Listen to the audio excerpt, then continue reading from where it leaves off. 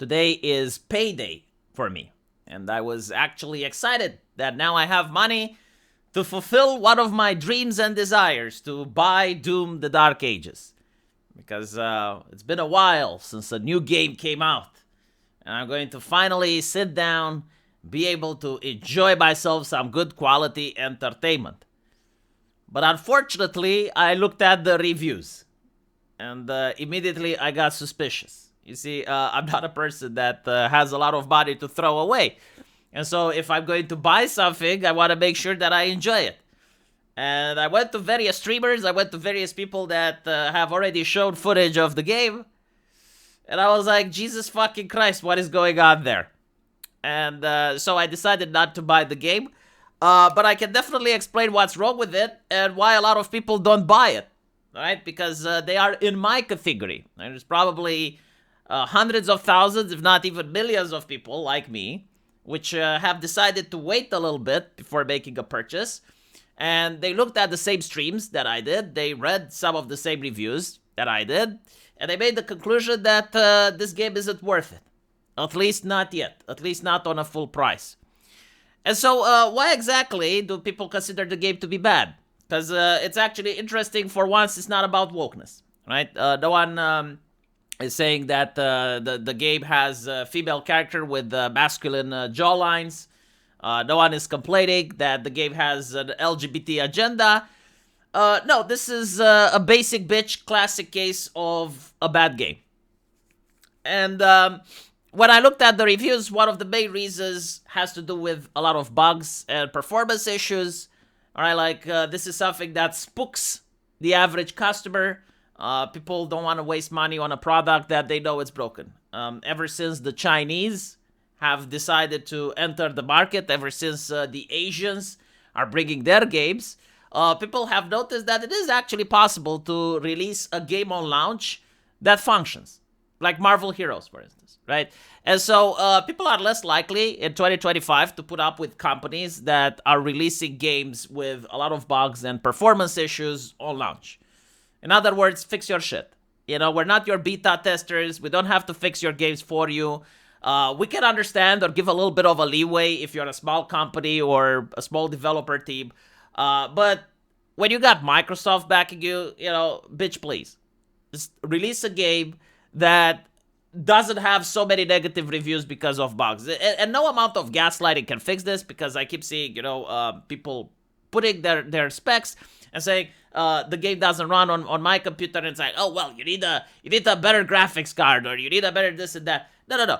If you meet the minimum requirements, if your computer fulfills what the company advertises as minimum requirements and the game doesn't work, it's the company's fault, it's not yours. Now, that being out of the way, one of the things that a lot of people complain about is the fact that this doesn't feel like Doom.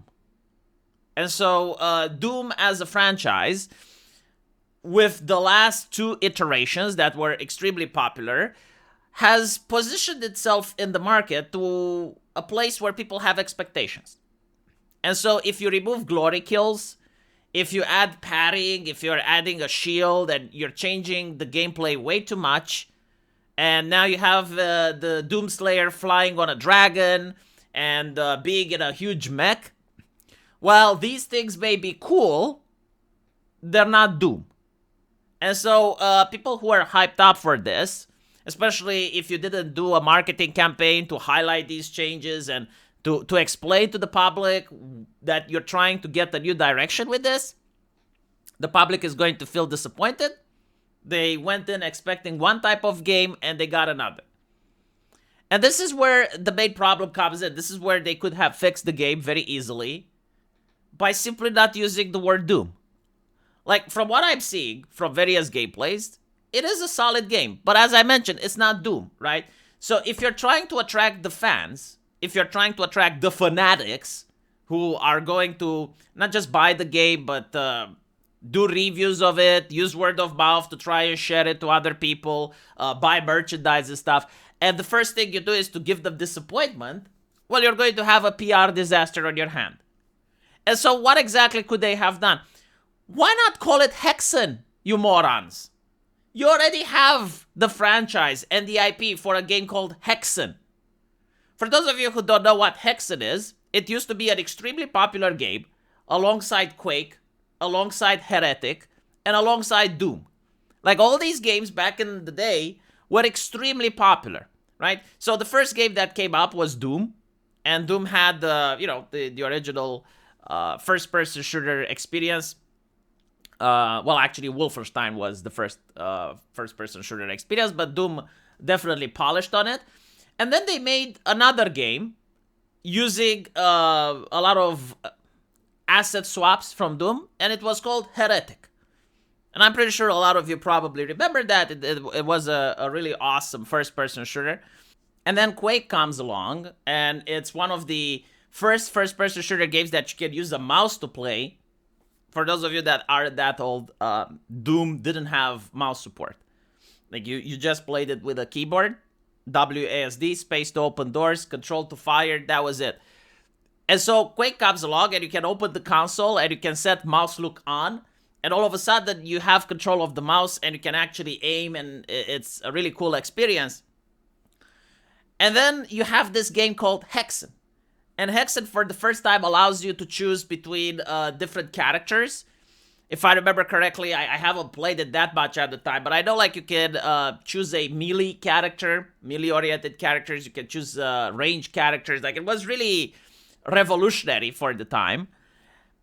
And people loved it. Like, it has a strong franchise. It's got, like, still up till this day, it has, like, small communities on pockets of the internet where people still remember that game. They would have made a killing if, instead of calling this game Doom, they would have called it Hexen and tried to make the game, like, divert the resources in order to make it more Hexen. Why didn't they do that? Like, I don't fucking know. Like, you still have the title, right? Because, like, this is what corporations want nowadays. Like, they want the IP. They don't care about the gameplay. They don't care about anything else. It's like, well, if we have the IP, then people come to us just because the game is called that. This proves that that's not the case anymore. You can have the Doom IP, and people just refuse to play it. Because they feel betrayed. Because now, people are associating the IP with the gameplay style. And here's the thing. I'm not against companies trying out new things. In fact, I think it's good. I actually like the fact that they're taking risks. Alright, give a shield, try parry, that's great, but don't call it Doom. Or if you're going to call it Doom, make it a spin-off. Don't have the Doomslayer as the main character. Just say, alright, and make sure that the public knows. Like, make sure that the public is aware you're taking a risk, and you're basically saying, we're making a spin-off to Doom. This is not a classic Doom. You're not going to get glory kills or anything. We're just trying something new. We're trying to innovate.